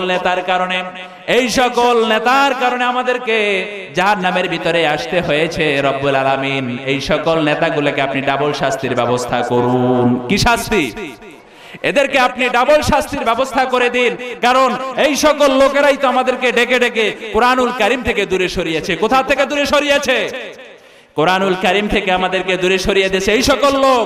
আয় আল্লাহ, এদেরকে আপনি ডাবল শাস্তির ব্যবস্থা করুন। কি শাস্তি? আল্লাহ রাব্বুল আলামিন বলবেন, শুধু ওদেরকে কেন ডাবল শাস্তি দেব? ওরা যখন তোমাদেরকে ডেকেছিল, তোমাদের কাছে কি আকল ছিল না, বিবেক ছিল না, বুদ্ধি ছিল না? তোমাদেরকে তো চতুষ্পাদ জন্তুর মতো, অন্যান্য প্রাণীর মতো তৈরি করি নাই। তোমাদেরকে তো স্পেশাল মগজ দিয়েছি। কি দিয়েছি? বুঝ দিয়েছি, বুদ্ধি দিয়েছি, আকল দিয়েছি। কেন তোমরা তাদের কাছে গেলে? আল্লাহ রাব্বুল আলামিন বলবেন, ক্বালা লিকুল্লি দি'ফুন। আল্লাহ রাব্বুল আলামিন বলবেন, তোমাদের সকলের জন্য আজকে ডাবল শাস্তির ব্যবস্থা হয়ে গেছে। কাদের জন্য? অনুসারী আর ওই সকল নেতা। সে নেতা আলেম হোক, পীর সাহেব হোক, আর সে কোন নেতাই হোক না কেন, যেই সকল লোকদের আহ্বানে সাড়া দিয়েছিল, মানুষের তৈরি করা মতবাদের দিকে যারাই ডাকতেছিল, এই সকল নেতা আর কর্মীদের ফয়সালা হবে। আল্লাহ রাব্বুল আলামিন বলেন, ক্বালা লিকুল্লি দি'ফুন, তোমাদের সকলের জন্য আজকের ডাবল শাস্তি আমি করে দিলাম। বলেন নাউজুবিল্লাহ। এরপরে এই সকল লোকেরা জাহান্নামে তো চলেই যাবে। জাহান্নামের শাস্তি সহ্য করতে না পেরে এবার দোষ দিবে শয়তানকে। কাকে দোষ দিবে? এবার বলবে, আল্লাহ, এই সকল শয়তানেরা আমাদেরকে এই খারাপ পথে মানুষের তৈরি করা মতবাদে চালিয়েছে। কারা বলবে? ওই জাহান্নামী লোকেরা। আল্লাহ রাব্বুল আলামিন এর সামনে এরা বলবে, রাব্বুল আলামিন এই সকল মানুষের তৈরি করা মতবাদের দিকে আমাদেরকে এই শয়তানি প্ররোচনা দিয়েছিল। শয়তানকে হাজির করা হবে। কাকে হাজির করা হবে? শয়তানকে হাজির করা হবে। এবার বলবে, أقال الشيطان لما قضي الأمر إن الله وعدكم وعد الحق ووعدتكم فاختلفتكم। শয়তান বলবে, দুনিয়ার বুকে আমি কিছু টাটকা কিছু ওয়াদা করেছিলাম। কি ওয়াদা করেছিল? টাটকা কিছু মিথ্যে ওয়াদা করেছিল। কোরআনুল কারীম না মানলে পরেই মজা, খাও দাও ফুর্তি করো, দুনিয়াটা মস্ত বড়, এরকমের টাটকা কিছু মিথ্যে ওয়াদা শয়তান দুনিয়ায় করেছে কি করে নাই? শয়তান ওদিন বলবে, أقال الشيطان لما قضي الأمر إن الله وعدكم وعد الحق। আমিও দুনিয়ার বুকে ওয়াদা করেছিলাম। আল্লাহ রাব্বুল আলামিন কোরআনুল কারীমের ভিতরে কিছু ওয়াদা করেছে কি করে নাই? আল্লাহ রাব্বুল আলামিন যত ওয়াদা করেছেন সেই ওয়াদাগুলো ছিল হক ওয়াদা, সত্য ওয়াদা। কে বলবে? শয়তান বলবে যে আমি ওয়াদা করেছিলাম, আমার ওয়াদাগুলো ছিল মিথ্যে ওয়াদা। আর আল্লাহ রাব্বুল আলামিন কোরআনুল কারীমের ভিতরে যে ওয়াদা করেছিলেন সেই ওয়াদাগুলো ছিল সত্য ওয়াদা। এরপরে শয়তান বলবে, ইল্লা আন দাওয়াতুকুম ফাস্তাজাবতুম। আর আমি যত ওয়াদা করেছিলাম, আমার সকল ওয়াদাগুলো আমি বরখেলাপ করলাম। কি করলাম? শয়তান ওদিন বলবে, আমার সব ওয়াদাগুলোকে আমি আজকের বরখেলাপ করলাম। আল্লাহ রাব্বুল আলামিন কোরআনুল কারীমের ভিতরে যত ওয়াদা করেছিলেন, আর সকল ওয়াদাগুলো ছিল সত্য ওয়াদা, কেন তোমরা মানো নাই? কেন তোমরা আমার কথা মতো চলেছিলে? শয়তানকে আর ঠেকানো যাবে? শয়তান বলবে, আমি তো তোমাদেরকে সামনে এসে ডেকে ডেকেও নেই নাই, পিছন থেকে না হয় একটু দাগাই দিয়েছিলাম, কেন তোমরা আমার কথা মতো মানুষের তৈরি করা মতবাদের দিকে গিয়েছিলে? কেন আল্লাহর সিরাতাল মুস্তাকিমের দিকে যাও নাই? এরপর এই সকল লোকেরা তখন কি বলবে? ক্বালু মা লানা লা নারা রিজালান কুননা নাউদ্দুহুম মিনাল আসরার। ও আল্লাহ, যেই সকল লোকদেরকে দুনিয়ার বুকে তাদেরকে যাদেরকে নির্যাতন করে রেখেছিলাম, দুনিয়ার বুকে যেই সকল মানুষদেরকে অপমানিত করেছিলাম, লাঞ্ছিত করেছিলাম, গঞ্জনা করেছিলাম, যেই সকল মানুষকে অন্যায় বা অত্যাচার করেছিলাম, ওই লোকগুলোকে তো জাহান্নামে দেখা যায় না। কোথায় দেখা যায় না? জাহান্নামী লোকেরা বলবে, আহা, অকালু মা লানা লা নারা রিজালান কুননা নাউদ্দুহুম মিনাল আসরার। কি ব্যাপার? যাদের সাথে ঠাট্টা করেছি, যাদের সাথে বিদ্রোহ করেছি, যাদেরকে দুনিয়ার বুকে অপমানিত করে রেখেছিলাম, এই লোকগুলো তো জাহান্নামের বুকে তাদেরকে পাওয়া যায় না। কে বলেছেন? আমার কথা? আলেমে দ্বীনদের কথা? কার কথা? আল্লাহ রাব্বুল আলামিনের কথা। আল্লাহ বললেন কোরআনুল কারীমের ভিতরে এই সকল কথা বলে দিয়েছেন, যাতে করে মানুষেরা সকল তাদের কামলগুলোকে বদলাতে পারে, শোধরাতে পারে। এরপরে যখন এই কথা বলবে, আল্লাহ রাব্বুল আলামিন এমন সময় ওই জান্নাতি লোকদেরকে জাহান্নামী লোকদের পাশাপাশি এনে দিবেন। জাহান্নামীরা জান্নাতীদেরকে দেখতে পাবে, জান্নাতীরা জাহান্নামীদেরকে দেখতে পাবে, আর বলবে, জান্নাতীদের দিকে ডেকে ডেকে বলবে, আহারে, যাদেরকে দুনিয়ার বুকে নির্যাতন করে রেখেছিলাম, যাদেরকে অপমানিত করে রেখেছিলাম, এই সকল লোক তো জান্নাতের ভিতরে দেখা যায়, আহারে কি নাজ নেয়ামতের ভিতরে এসেছে। এরপর ওরা বলবে, দুনিয়ার বুকে তোমাদের সাথে যতই অপমান করেছে, অত্যাচার করেছি, সবগুলোকে তোমরা ভুলে যাও। জাহান্নামের ভিতরে কষ্টে বাঁচিরা, তন্দ্রি ছিঁড়ে যায় খোদার যন্ত্রণায়। আজকের জান্নাত থেকে তোমাদের যেই নিয়ামত দেওয়া হয়েছে, তার থেকে কিছু আমাদেরকে দাও। কারা বলবে? এই সকল জাহান্নামীরা যারা ইসলামের বিরোধিতা করেছে। কে বলেছেন? আমার কথা? কার কথা? আল্লাহ রাব্বুল আলামিনের কথা। এরপর আল্লাহ রাব্বুল আলামিন বলে দিয়েছেন, ওয়ানাদা আসহাবুন নারি আসহাবুল জান্নাতি আন আফিদু আলাইনা মিনাল মাই আও মিম্মা রাযাকাকুমুল্লাহ। আল্লাহ রাব্বুল আলামিন কোরআনুল কারীমের ভিতরে ওদের কথাগুলো বলে দিয়েছেন। ওয়ানাদা আসহাবুন নারি আসহাবুল জান্নাহ, জান্নাতি লোকদেরকে ওই সকল জাহান্নামী লোকেরা ডাকতে থাকবে। অনাদা মানে আহ্বান করা, মানে ডাকা। বলবে যে আল্লাহ রাব্বুল আলামিন তোমাদের জন্য যেই নাজ নেয়ামত দিয়েছে, তোমাদের জন্য যেই পানীয় দিয়েছে, যেই খাবারও দিয়েছে, তার থেকে কিছু খাবার আমাদেরকে প্রেরণ করে দাও। কারা বলবে? জাহান্নামীরা বলবে। এই কথার জবাবে জাহান্নামীরা যখন এই প্রশ্ন ছুড়ে দিবে, জাহান্নামীদের কথার পরবর্তী কথা জান্নাতীরা যে কথা বলবে, সে কথাও আল্লাহ রাব্বুল আলামিন বলে দিয়েছেন। জান্নাতীরা বলবে, ক্বালু ইন্নাল্লাহা হাররামাহুমা আলাল কাফিরিন। ও জাহান্নামীরা, জান্নাতের ভিতরে আল্লাহ রাব্বুল আলামিন আমাদেরকে যেই পানীয় দিয়েছে আর যেই খাবারও দিয়েছে, জাহান্নামীদের জন্য সকল পানীয় আর সকল খাবারকে হারাম করে দিয়েছেন।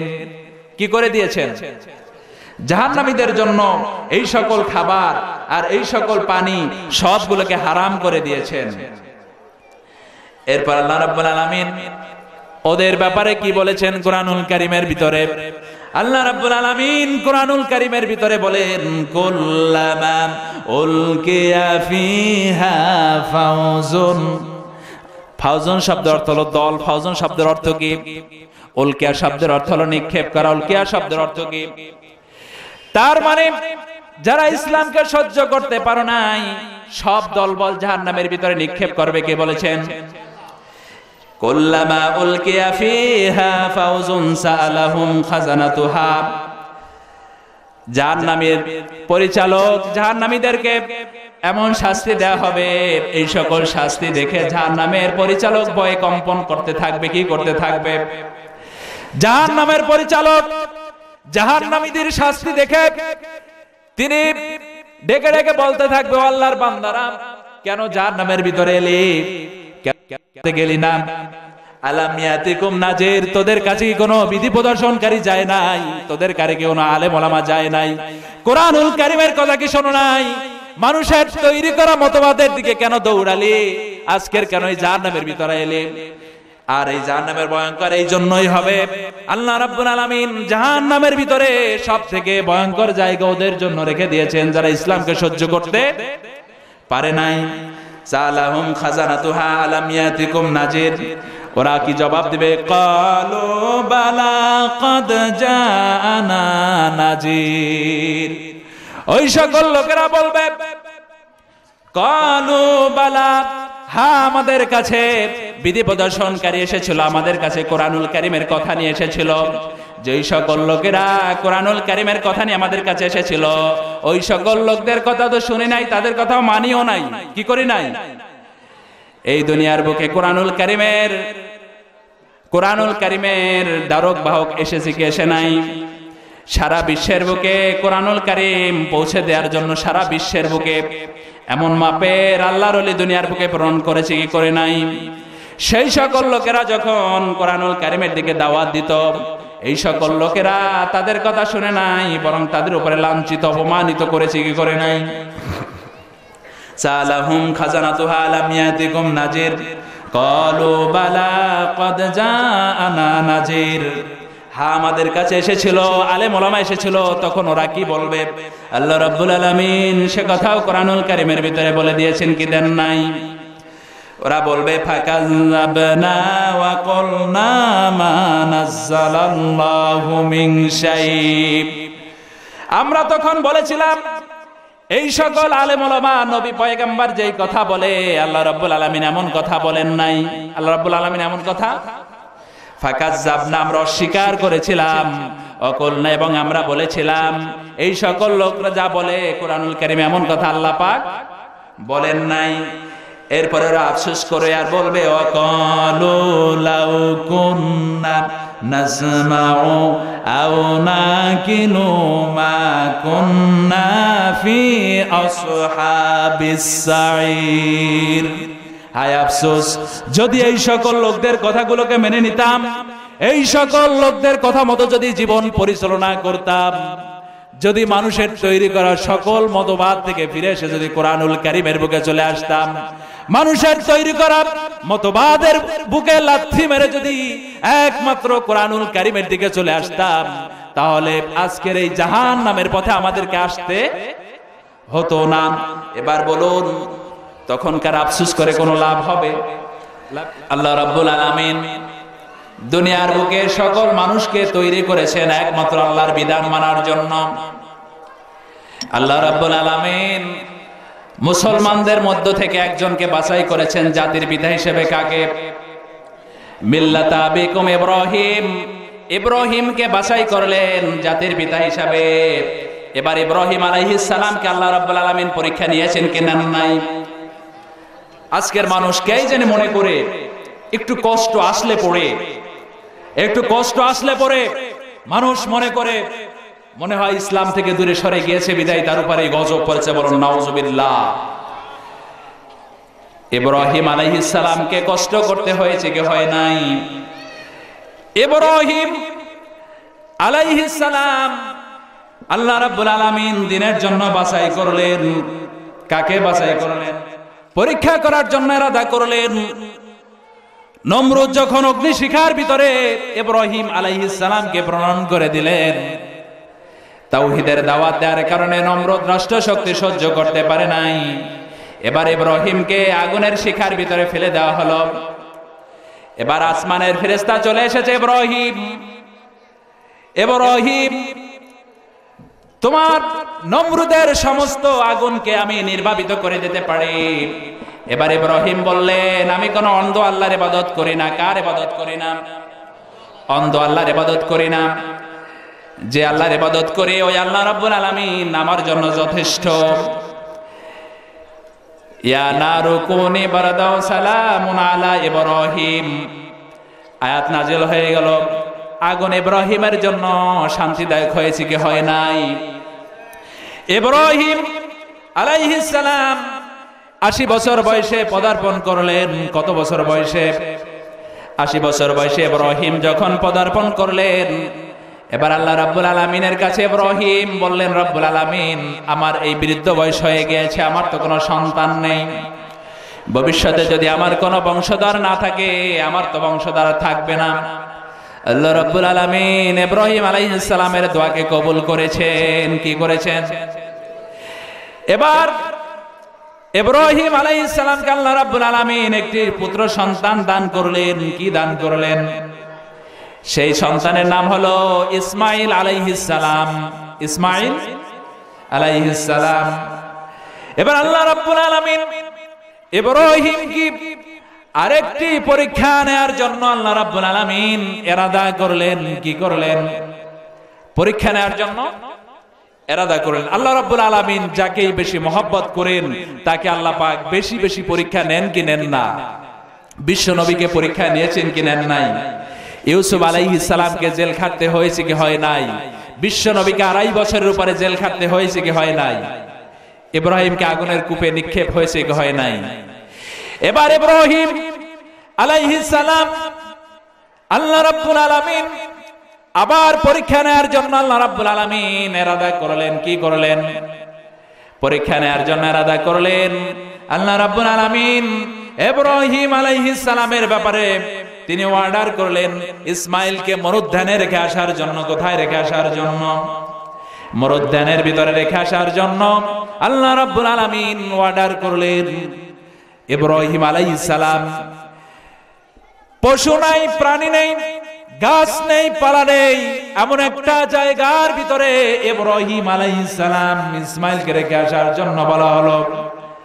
মা হাজেরাকে নিয়ে যখন সেখানে রেখে আসলেন, ইব্রাহিম আলাইহিস সালাম যখন ইসমাইলকে মরুভূমির ভিতরে রেখে যাচ্ছেন, পশু নাই, প্রাণী নেই, ঘর নেই, বাড়ি নেই, রৌদ্র জায়গায়, গাছ নেই, পালা নেই, কিছুই নেই, এমন একটা জায়গার ভিতরে ইব্রাহিম আলাইহিস সালাম যখন ইসমাইলকে রেখে যাচ্ছেন, হাজেরা জিজ্ঞেস করলেন, ইব্রাহিম, কি অপরাধের কারণে এখানে রেখে যাচ্ছ?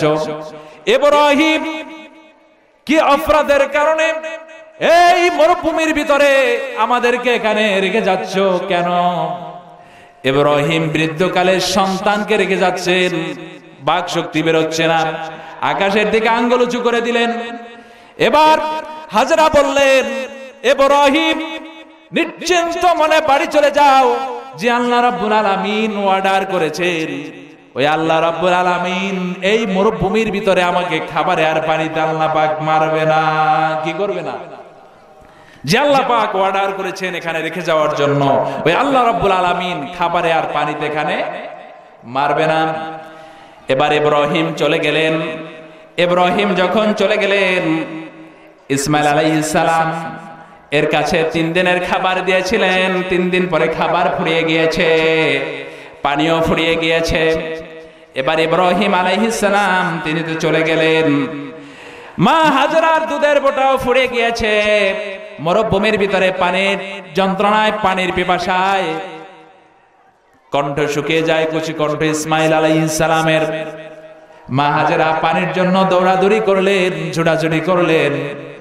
যখন চাপা মারওয়ার দিকে, চাপা পর্বতের দিকে যখন দৃষ্টিগোচর করলেন, চাপা পাহাড়ের দিকে তাকিয়ে দেখেন পানি দেখা যায়। কি দেখা যায়? মরুভূমির ভিতরে রৌদ্রের আলোর কারণে মরিচিকা দেখা যায়।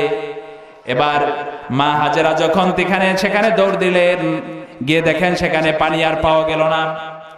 মারওয়া পাহাড়ের দিকে তিনি দৃষ্টিগোচর করলেন, মারওয়া পাহাড়ের দিকে তাকিয়েও সেখানেও দৌড়ে গেলেন, কিন্তু মারওয়া পাহাড়ের কাছেও পানি আর পেলেন না। এভাবে একবার নয়, 2 বার নয়, 7 বার করে এই মরুভূমির ভিতরে মা হাজেরা তিনি দৌড়াদৌড়ি করলেন আল্লাহ রাব্বুল আলামিনের কাছে। এতই এটাকে গ্রহণযোগ্য হয়ে গেল, আল্লাহ রাব্বুল আলামিন গোটা মুসলিম মিল্লাতের জন্য নিদর্শন হিসেবে বানিয়ে দিলেন। হাজিয়ানে কেরাম যখন সেখানে যান, ছাপা মারোয়া পাহাড় তাদের কাজও ছাই করতে হয় কি হয় না। এবার ইসমাইল আলাইহিস সালাম এর ব্যাপারে মা হাজেরা দেখলেন পানি যদি না পাওয়া যায়, পানি যদি এই মরুভূমির ভিতরে যদি পানি না পাওয়া যায় তাহলে ইসমাইল তো মারা যাবে। রব্বুল আলামিনের কাছে দুহাত তুলে দিয়ে বললেন, রব্বুল আলামিন এই মরুভূমির ভিতরে পানি দেওয়ার মতো তো আপনি ছাড়া আর কেউ আমাদের নাই। আল্লাহ তাআলা আমাদের জন্য আমার কচি সন্তান ইসমাইল আলাইহিস সালামের জন্য পানির ব্যবস্থা করে দিন। আল্লাহ রাব্বুল আলামিনের আরশে আজিমে দোয়া কবুল হয়ে গেল। জিবরাইল আমিনকে প্রেরণ করে দিলেন। হযরত জিবরাইল আমিন তিনি কৃত্রিম ঝর্ণার ব্যবস্থা করে দিলেন, জমজম কূপ তৈরি হয়ে গেল। এরপরে সেখানে মরুদ্যানের লোকেরা সেখান থেকে পানি নিয়ে যায়, সেখানে ঘর বাড়ি হয়ে গেল, থাকা খাওয়ার জায়গা হয়ে গেল, বসত বাড়ি হয়ে গেল। এবার বলুন, জমজম কূপ থেকে প্রতি বছর লক্ষ লক্ষ কোটি কোটি মানুষ সেখান থেকে পানি খায়। জমজম কূপের পানি কি শেষ হয়ে গেছে নাকি? জমজম কূপের পানি কি শেষ হয়েছে? আজকের মানুষ কুরআনুল কারীমের এই সব ঘটনা, নবীদের এই সকল কিচ্ছা, এগুলো মানুষ বুঝতে চায় না। আজকের মানুষ কুরআনুল কারীমকে ছেড়ে দিয়ে কি করে মানুষ আজকের মানুষের কাছে যেতে পারে? আজকের মানুষ মানুষের কাছে কি করে সেজদা দিতে পারে? আমার চট্টগ্রাম এলাকায় সেখানে আমি তারা মসজিদের সামনে সেখানে একটা সাইনবোর্ড আছে যে হযরত ডাউল হযরত চাউল শাহ রহমাতুল্লাহ আলাইহি কিসা। আমার প্রশ্ন হলো, ডাউল আর চাল হযরত হলো কি করে? ডাল আর চাল রহমাতুল্লাহ আলাইহি হলো কি করে?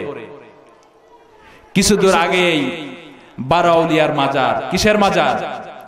12 আউলিয়ার মাজারে যখন সেখানে দেখতে গেলাম যে আল্লাহর 12 জন ওলি এখানে এসেছে, অন্তত যেহেতু পাশ দিয়ে যাচ্ছি একবার কবরটা জিয়ারত করে যাই। কিন্তু জিয়ারত করতে যখন ঢুকলাম কবর দেখি ভিতরে একটা। কয়টা কবর? হলো একটা। আমি ওখানে দারোয়ানকে জিজ্ঞেস করলাম যে 12 আউলিয়ার মাজার, 12 জন আউলিয়ার কবর, কিন্তু সেখানে একটা কবর আর 11টি কবর কোথায়? তো বলে 12 জন আউলিয়া এখানে এসেছিলেন ঠিক, তবে 12 জন আর কবর এখানে নাই। তাই আমি বললাম 12 জন আর কবর যদি এখানে না থাকে, 12 জন আউলিয়ার যদি কবর না থাকে, তাহলে 12 আউলিয়ার মাজার নাম হলো কেন? এই প্রশ্নের জবাব নাই।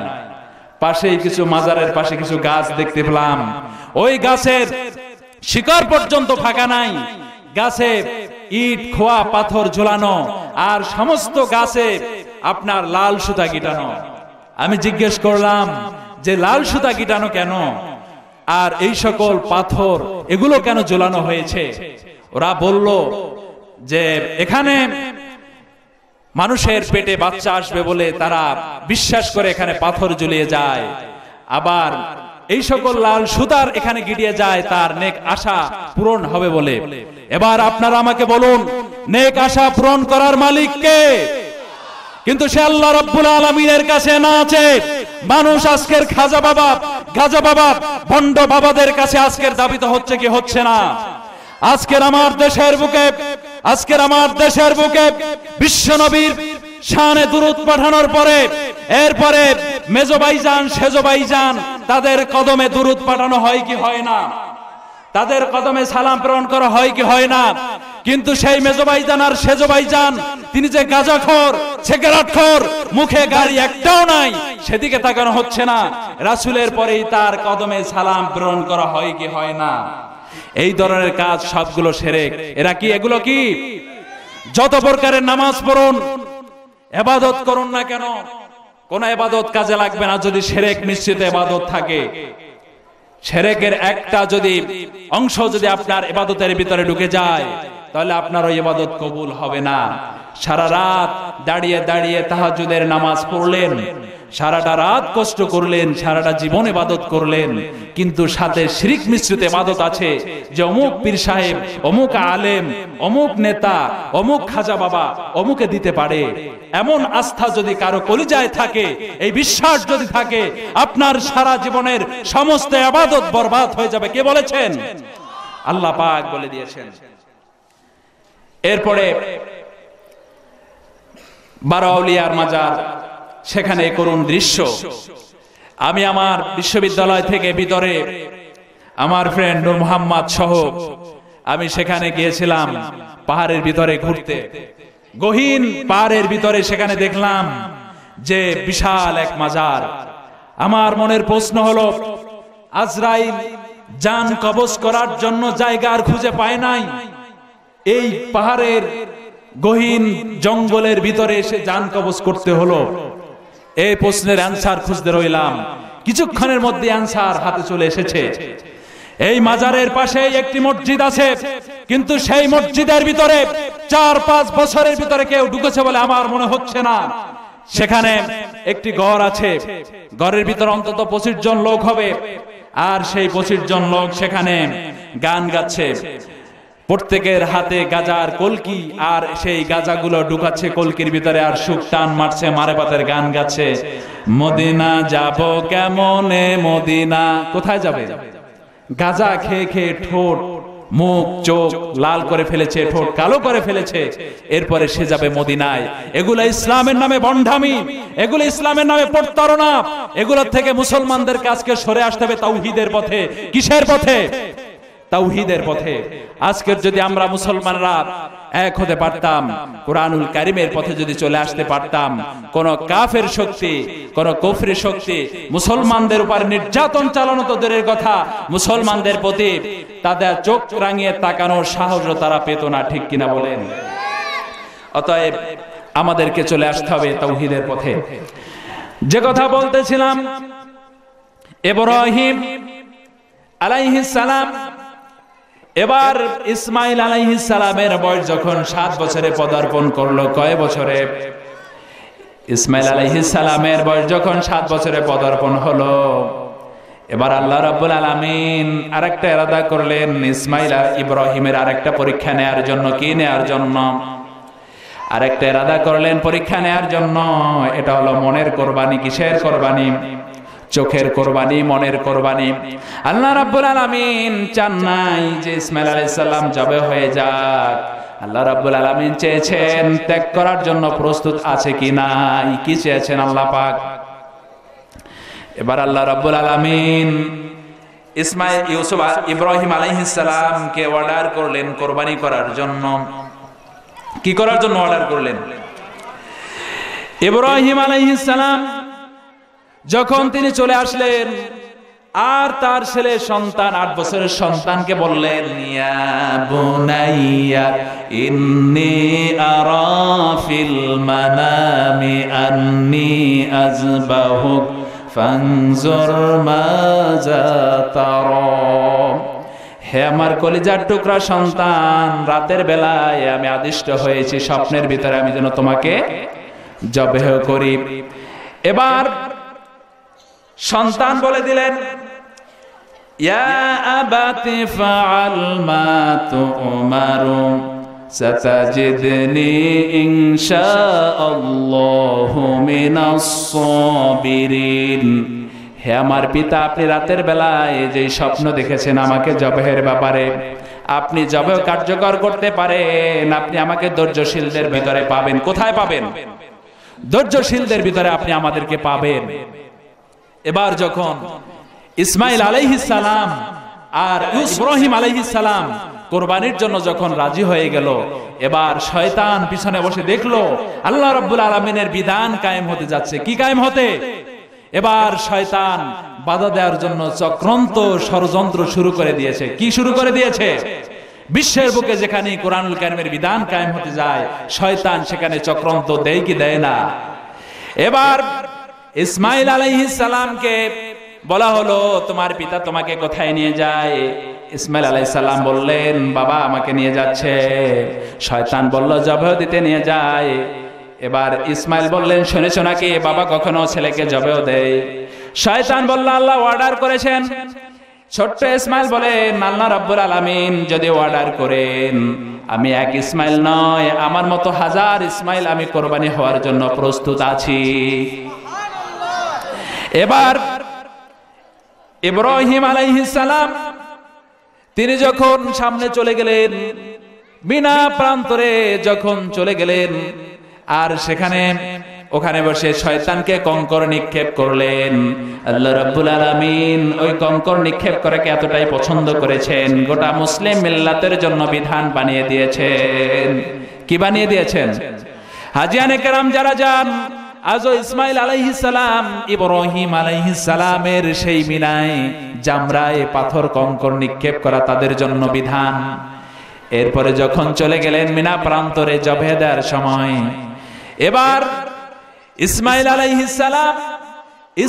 আলাইহিস সালাম তিনি বললেন, আব্বাজান জবাহ যখন করবেন, গলা কাটা যন্ত্রণার কারণে আমার কোনো হাত, আমার কোনো পা গিয়ে আপনার গায়ে লেগে যেতে পারে। এই মৃত্যুর সময় আমি বেয়াদবি হয়ে তার সাথে বেয়াদব সেজে আল্লাহ রাব্বুল আলামিনের কাছে উঠতে চাই না, দয়া করে আমার হাত পা গুলো বেঁধে দেন। কি করেন? এরপরে ইব্রাহিম আলাইহিস সালাম ইসমাইল আলাইহিস সালামের হাত পা গুলো বেঁধে দিলেন। ছুরি যখন চালাবেন, এবার ইব্রাহিম আলাইহিস সালামকে ডেকে বলেন, ইসমাইল আলাইহিস সালাম, আব্বাজান দয়া করে আমার হাত পা গুলোকে খুলে দিন। ইব্রাহিম আলাইহিস সালাম বললেন, গলা কাটা যন্ত্রণাকে উপেক্ষা করে ভয় করে কি তুমি হাত পা খুলে দেওয়ার কথা বলছো নাকি? ছোট ইসমাইল বলেন, আব্বাজান এজন্য বলি নাই, মৃত্যুর যন্ত্রণাকে ভয় করে হাত পা খুলে দেওয়ার জন্য বলি নাই। আমি বলেছি এই জন্য, কিয়ামতের ময়দানে এমন প্রশ্ন উঠতে পারে যে পিতার পুত্র জবের জন্য রাজি ছিল না, বিদায় তাদের হাত পা গুলোকে বেঁধে তারপরে জবাহ করা হয়েছে। কি করা হয়েছে? জবের জন্য রাজি ছিল না, বিদায় হাত পা বেঁধে এরপরে জবাহ দেওয়া হয়েছে। এরপরে ইসমাইল আলাইহিস সালাম বলেন, দয়া করে আমার হাত পা গুলো খুলে দেন। কিয়ামতের ময়দানে এমন প্রশ্ন উঠুক, জবের জন্য রাজি ছিল না, বিদায় হাত পা বেঁধে তারপর জবাহ করেছে, এটা আমি চাই না। দয়া করে আমার হাত পা গুলো খুলে দিন। আমি এতটা সবর ধারণ করব যাতে করে গলা কাটা যন্ত্রণার সময় আমি নিজেকে এতটাই কন্ট্রোল করব যাতে করে আমার কোনো হাত, আমার কোনো পা গিয়ে আমার বাবার সামনে লেগে যায় আর বাবার সাথে বেয়াদবি হয়। এই ছিল নবী পয়গাম্বরদের ইতিহাস, এই ছিল নবী পয়গাম্বরদের কোরবানি। কিন্তু আজকের মুসলমানেরা পিতামাতার সাথে সদাচরণ করে। এলাকার মানুষ খুব ভালো, সভ্য যুবকেরা সবাই পিতামাতাকে খুব স্নেহ কদর করে, কিন্তু অন্য এলাকায় যখন যায় সেখান থেকে রিপোর্ট আসে যে এই বাংলার জমিনে এমন মাপের নাফরমান সন্তানের জন্ম হয়েছে, মা বাবাকে হাত দিয়ে মার পর্যন্ত দিয়েছে। অতএব আমাদেরকে কোরআনুল কারীমের কথা মেনে নিতে হবে। অকাযা রাব্বুকা আল্লা তা'বুদু ইল্লা ইয়াহু ওয়া বিল ওয়ালিদাইনি ইহসানা। একমাত্র আল্লাহর ইবাদত করার পরে এরপরে যেই কাজটি আল্লাহ ফরজ করে দিয়েছেন মানুষের জন্য, সেটা হলো পিতামাতার সাথে সদাচরণ করা। কি করা? সদাচরণ করা। তাদের দিকে চোখ রাঙিয়ে কথা বলা যাবে? তাদের দিকে চোখ রাঙিয়ে কথা বলা যাবে না। তারা যে অর্ডার দেয় সব শরীয়ত সম্মত অর্ডার গুলাকে পালন করতে হবে, কি হবে না? আল্লাহ রাব্বুল আলামিন এই জন্য মানুষের কাছে সব বিধানগুলো স্বচ্ছ করে দিয়েছেন, পরীক্ষা নিয়েছেন। আল্লাহ রাব্বুল আলামিন চেয়েছেন দুনিয়ার বুকে তার কোরআনের কায়েম হওয়ার জন্য। কি চেয়েছেন? কোরআনুল কারীমকে এই জন্য মানবতার জন্য তৈরি করে দিয়েছেন। আজকে সারা বিশ্বের বুকে যদি তাকান, মুসলমানদের উপর এই নির্যাতন দেখে, মুসলমানদের উপর অত্যাচার দেখে অবাক হওয়ার কোনো কারণ নেই। কারণ মুসলমানদের উপরে নির্যাতন বাড়িয়েছে ইহুদি শক্তি, কুফরি শক্তি, নাস্তিকবাদ, কিন্তু মুসলমানদেরকে হেফাজতের জন্য আল্লাহ রাব্বুল আলামিন প্রস্তুত আছেন কি নাই? বিশ্বের বুকে সর্বপ্রথম যিনি চন্দ্র পৃষ্ঠে আবির্ভাব হয়েছিলেন, নীল আর্মস্ট্রং, উনি কলেমা পড়ে মুসলমান হয়েছে কি হয় নাই? কয়েক মাস আগে পত্রিকায় দেখলাম সর্বপ্রথম যে মহিলা চন্দ্রপৃষ্ঠে গিয়েছেন তিনিও কালেমা পড়ে মুসলমান হয়ে গিয়েছেন।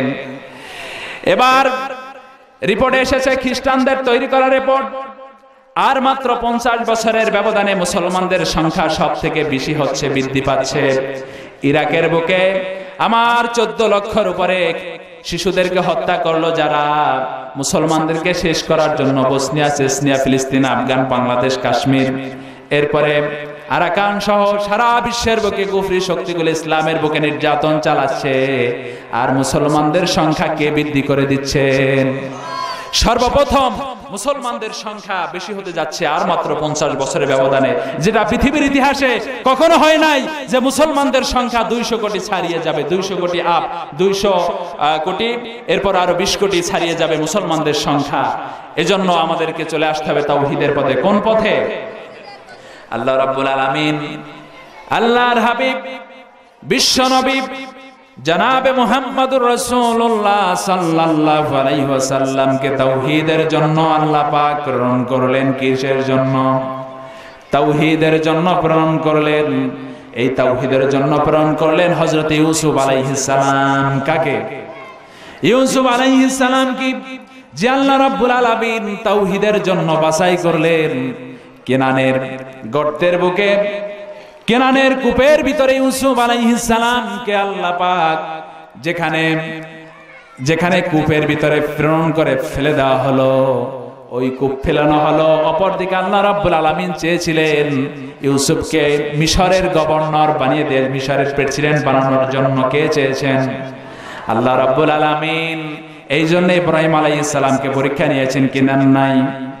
এবার ইউসুফ আলাইহিস সালাম কে যখন কূপের ভিতরে ফেলে দেওয়া হলো, নির্যাতন করা হলো, মায়ের দৌড় দেওয়া হলো, নির্যাতন সহ্য করার পরে যখন আজিজে মিশরের গৃহের ভিতরে যেখানে চলে গেলেন, সেখানে বসেও যখন অপকর্মের দিকে দাবিত হলো না ইউসুফ আলাইহিস সালাম, একমাত্র আল্লাহ রাব্বুল আলামিনকে ভয় করে হযরত ইউসুফ আলাইহিস সালাম যখন তিনি কোরআনুল কারীমের পথে থাকলেন, একমাত্র আল্লাহর বিধানের পক্ষে থাকার কারণে ইউসুফ আলাইহিস সালামের উপরে জেল জুলুম নির্যাতন করা হয়েছে। কি করা হয়েছে? ইউসুফ আলাইহিস সালামকে জেলের ভিতরে ঢুকিয়ে দেওয়া হয়েছে। কোথায়? শুধু জেলের ভিতরেই নয়, জেলের ভিতরে সেখানে তাকে নির্যাতন করা হয়েছে। তার মানে ইউসুফ আলাইহিস সালাম কোরআনুল কারীম, ইউসুফ আলাইহিস সালাম আল্লাহর বিধান যাতে অস্বীকার করে, এই জন্য তাকে তার উপর নির্যাতন চালা হয়েছে, রিমান্ড দেওয়া হয়েছে। ইউসুফ আলাইহিস সালাম তিনি মানুষের দিকে দাবিত হন নাই, একমাত্র আল্লাহ রাব্বুল আলামিনকে বিশ্বাস করে ইউসুফ আলাইহিস সালাম কোন প্রকার অশ্লীল পথে দাবিত হন নাই। এবার জেলের ভিতর থেকে যখন ছিলেন, সূরা ইউসুফের ভিতরে কোরআনুল কারীমের ভিতরে এই সূরার নাম দেওয়া হয়েছে আহসানুল কাসাস। এই সূরা যদি আপনারা তেলাওয়াত করেন, এখানে ইউসুফ আলাইহিস সালাম পয়গম্বরদের কথা কত সুন্দর, যেই জুলাইখা লালন পালন করেছে তাকে, এবার ইউসুফ আলাইহিস সালাম পারলেন না ওই জুলাইখাকে আসামের কাঠগড়ায় দাঁড় করে দিতে। কোথায় দাঁড় করে দিতে? এবার যখন জেলখানার ভিতর থেকে বের হওয়ার জন্য বলা হলো ইউসুফ আলাইহিস সালামকে, এক পর্যায়ে মিশরের বাদশা এবার ইউসুফ আলাইহিস সালাম বললেন, যে অপরাধের কারণে আমাকে জেলের ভিতরে আসতে হয়েছে, ওই বিষয়ে সমাধান না হওয়া পর্যন্ত আমি জেল থেকে বের হব না। কি হবেন না? তিনি অপরাধী না, নিরপরাধ মানুষ, তাকে জেলের ভিতরে দেওয়া হয়েছে।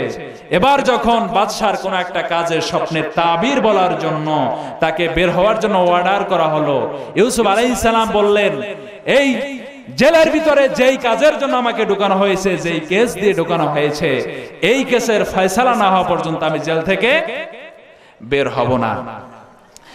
এবার বাদশা ওই সকল নারীদেরকে ডাকলেন। এই সকল নারীদেরকে ডাকার পরে, আমি কিন্তু কোরআনের আয়াতের অনুবাদ বলতেছি ডাইরেক্ট,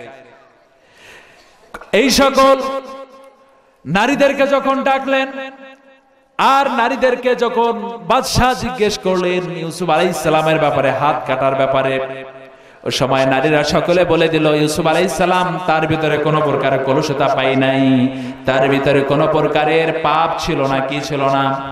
জুলাইখা বলে দিল, সত্য উদ্ঘাটিত হয়েছে। ইউসুফ আলাইহিস সালাম ইউসুফ আলাইহিস সালাম তিনি নিরপরাধ ছিল, এই কথা প্রমাণ হয়ে গিয়েছে। এবার বাদশা তিনি যখন এই কথাগুলো শুনলেন, ইউসুফ আলাইহিস সালাম নিরপরাধ ঘোষণা করে দিলেন। জেলের ভিতর থেকে নিরপরাধ হিসেবে ইউসুফ আলাইহিস সালামকে বের করে আনলেন। কি করে আনলেন? বের করে আনলেন। ইউসুফ আলাইহিস সালামকে যখন ওই সকল নারীদের ব্যাপার, জুলাইখার ব্যাপারে যখন প্রশ্ন করা হলো, ইউসুফ আলাইহিস সালাম বললেন, আমি নিজ ব্যক্তিকে নিরপরাধ মনে করি না। কি করি না?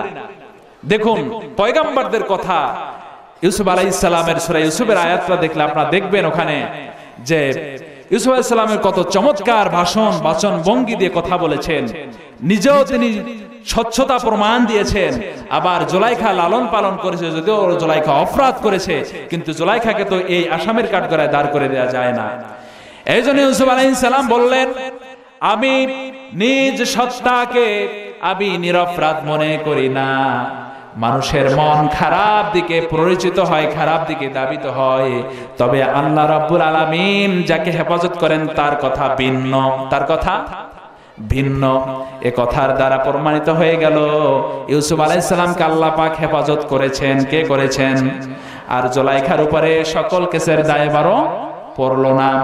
এবার ইউসুফ আলাইহিস সালামকে মিশরের বাদশা যখন তার সাথে কথা বললেন, কথা বলে দেখলেন পয়গম্বরদের কথা কতই না সুন্দর হয়। এত সুন্দর কথা শুনে মিশরের বাদশা, তিনি ছিলেন অমুসলিম, তিনি মুসলমান ছিলেন না, কোরআন তাওহীদ পন্থী ছিলেন না। ইউসুফ আলাইহিস সালামের কথাগুলো শুনে তার হৃদয় গলে গেল। এবার ইউসুফ আলাইহিস সালামকে এবার বাদশা তাকে খাদ্য মন্ত্রণালয় দিয়ে দিলেন। কি দিয়ে দিলেন? অর্থ মন্ত্রণালয় তাকে দিয়ে দিলেন।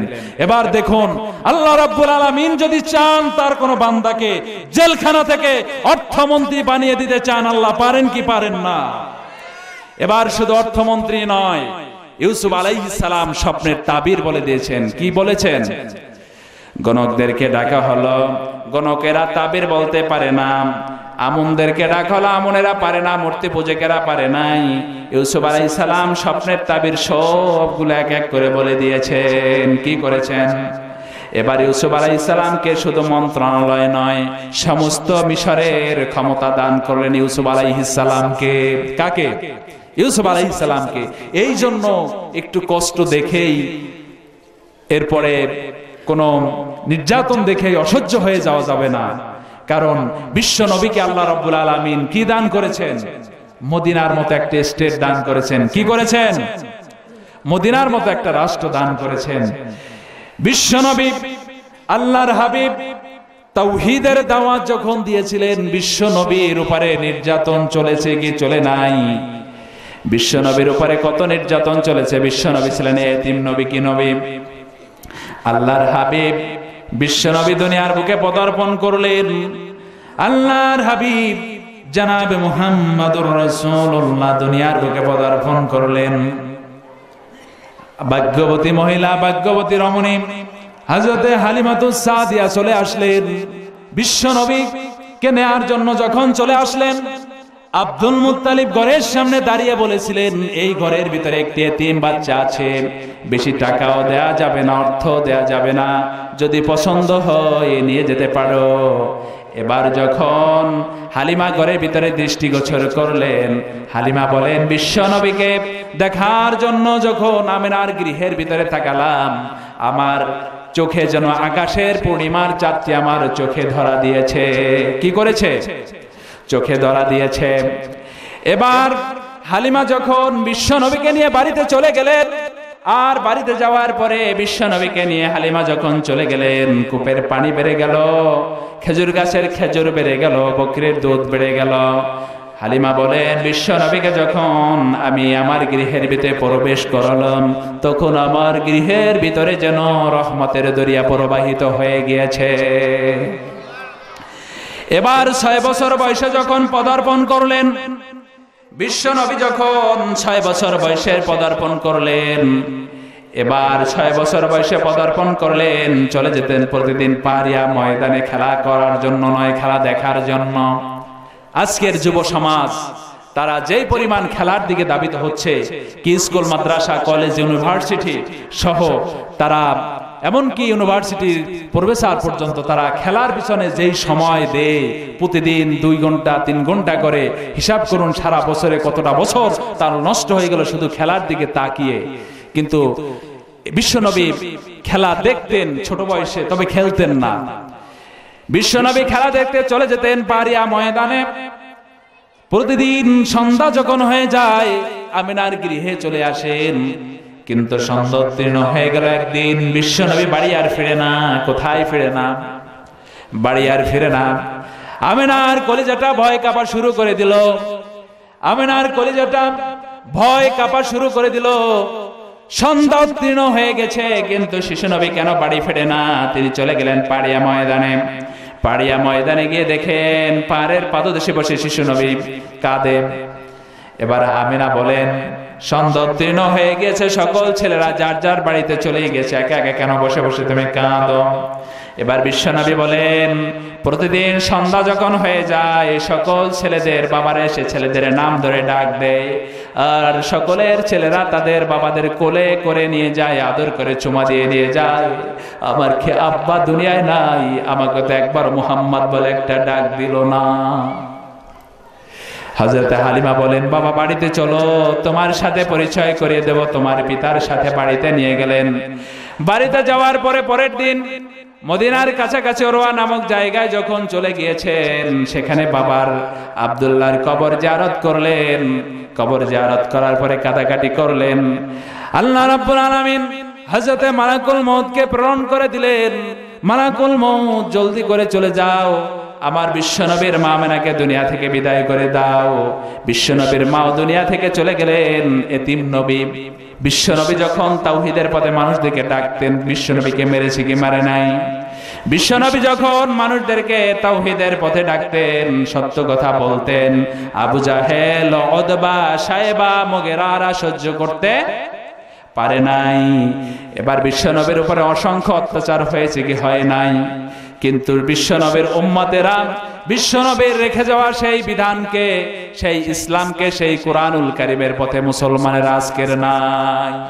আছে আপনাদের কচুয়া থানার লোকেরা কোরআনুল কারীমের অনুযায়ী মেনে চলেন, কিন্তু সারা বিশ্বের দিকে চালালে পরে যেটা দেখা যায়, মানুষ আজকের কোরআনুল কারীমের পথকে ছেড়ে দিয়ে মানুষের তৈরি করা মতবাদের দিকে ধাবিত হচ্ছে। কোন পথে?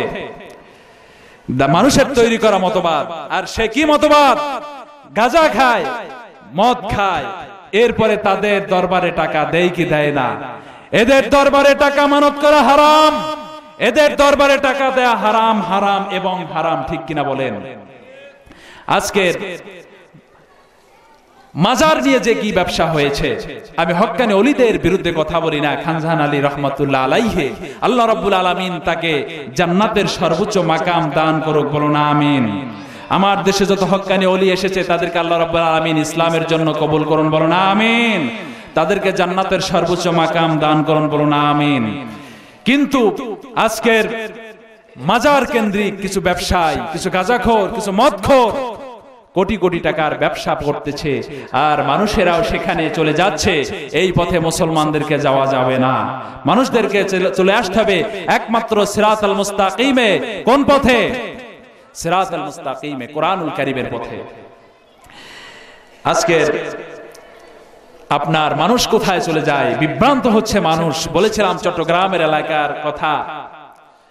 আমার ভার্সিটির এক বড় ভাই ইয়াসিন, আখামা ইয়াসিন ভাই, উনি বসা ছিলেন। তখনকার একটা ঘটনা আমরা দেখলাম যে আপনার যে গেদিশা রহমাতুল্লাহ আলাইহি, কিসা গেদিশা, মানুষ কত বোকা হলে পড়ে এভাবে, মানুষ কত আকল বিবেকহীন হলে পরে মানুষ এভাবে মাজারে টাকা দিতে পারে। মানুষ কিভাবে মাজারের কাছে এভাবে দান না দিতে পারে? বলবো কিনা গেদিশা রহমাতুল্লাহ আলাইহি? বলবো। গেদিসা, এক লোকের ছিল একটা গাধা। কি ছিল? গাধাটা মারা গিয়েছে। লোকের সম্বল ছিল একমাত্র গাধা। গাধা যখন গিয়েছে মারা, এখন লোকটার আর সহায় সম্বল হারা। যখন উপায় না পেয়ে সকালবেলা সকাল সকালই গাধাটাকে রাস্তার পাড়ে মারা তিনি করলো, মাটি দিল। দিনটা ছিল বাজারের দিন। এখন লোকেরা যখন বাজারে চলে গিয়েছে, বাজার থেকে এসে দেখে ওই লোক কবর দিয়ে, দেখে বাড়িতে গিয়ে আর কি করবে, ছিল গাধা, সেও গিয়েছে মারা। এবার কবরের পাশে বসে বসে কাঁদে। আর বাজার থেকে মানুষ যখন ফিরতেছে দেখে, আহারে এই লোকটাকে সকালেও দেখে গিয়েছিলাম যে এখানে বসে বসে কাঁদতে, এখনো কাঁদে, হয়তোবা কোনো বুজুর্গ দিনের কবর হবে বিদায় লোকটা কাঁদে। মানুষ এবার যার হাতে যা আছে সকলেই তা দান করা শুরু করে দিল। কি করলো? শুরু করে দিল। এবার দান করার পরে যখন লোকটি মাথা উপরের দিকে তুলল, এবার দেখে, বাহ, আমার গিয়েছে মারা গাধা, মানুষ দিচ্ছে টাকা, এবার হবে মজা। এরপরে উনি একটু কষ্ট করে ওই টাকা দিয়ে একটি সাইনবোর্ড তৈরি করলেন। কি তৈরি করলেন? সাইনবোর্ড তৈরি করলেন এবং সেখানে নাম দিলেন হযরতে গেদিসা রহমাতুল্লাহ আলাইহি। কিসা? বলেন নাউজুবিল্লাহ। এরপরে মানুষেরা সেখানে টাকা দেয়া শুরু করে দিল। আজকের আমার দেশের